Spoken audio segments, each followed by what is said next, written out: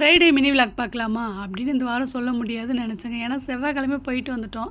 சரி அப்புறம் வெள்ளிக்கிழமை வேறு எதுவும் போக முடியாது, வேணாம் கொஞ்சம் ரிலாக்ஸாக வீட்டில் இருக்கிற வேலையை செஞ்சுட்டு ரிலாக்ஸாக இருப்போம் அப்படின்னு சொல்லிட்டு வீட்டில் காலையிலே வந்து எல்லா வேலையும் செஞ்சுட்டு சாப்பாடெலாம் கொடுத்துட்டு பிள்ளைங்களுக்கு ரிலாக்ஸாக அன்றைக்கி காலை வேலை நடந்துக்கிட்டே இருந்துச்சு. டக்குன்னு ஒரு மெசேஜ் வந்துச்சு, ஃப்ரெண்ட் மெசேஜ் பண்ணியிருந்தாங்க, வாங்கப்பா போகலான்னு சொல்லிட்டு. எந்த ஐடியாவுமே இல்லையே, நைட்டில் தானே பேசுவோம் நம்ம சாப்பாடெலாம் செய்கிறதுக்கு அப்படின்னு. அப்புறம் டக்குன்னு சரி இருக்கிறத வச்சு அட்ஜஸ்ட் பண்ணிட்டு கிளம்பலாம் அப்படின்னு சொல்லிட்டு கிளம்பியாச்சுங்க. இந்த இடம் பார்த்திங்கன்னா ஃபுல்லாகவே க்ரீனாக இருக்குங்க. அந்த சைடு மலை ஃபுல்லாக க்ரீனாக இருக்கும். போன வருஷம் பார்த்திங்கன்னா அந்த அளவுக்கு இந்த இடம் க்ரீனாக இருந்துச்சு. இந்த வருஷம் அந்த அளவுக்கு மழை ஒன்றும் வரலைங்க. அதனால் கொஞ்சம் கிளைமேட் மட்டும் பார்த்திங்கன்னா இந்த அளவுக்கு இருந்துச்சு.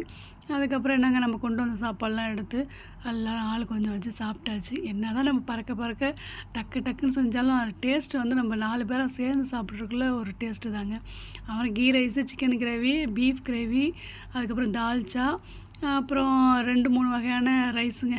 எனக்கு தெரிஞ்சு ஒரு ரைஸ் வந்து கீ ரைஸு, ஒரு ரைஸு வந்து நம்ம ஊரில் அந்த தக்காளி போட்டு கீ ரைஸ் சில பேர் செய்வாங்க, அது ஒரு கீ ரைஸ்னு நினைக்கிறேன்.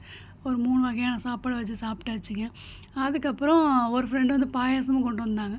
பரவாயில்லையே பாயாசமும் வந்திருக்கேன்னு சொல்லிட்டு பாயாசத்தெல்லாம் குடிச்சிட்டு அப்படியே ரிலாக்ஸாக நல்ல ஒரு வாக்கிங்லாம் போனாங்க. என்னோடய வீடியோ பிடிச்சிருந்துச்சுன்னா லைக் அண்ட் ஷேர், சப்ஸ்கிரைப் பண்ணுங்கள், சப்போர்ட் பண்ணுங்கள். தேங்க்யூங்க.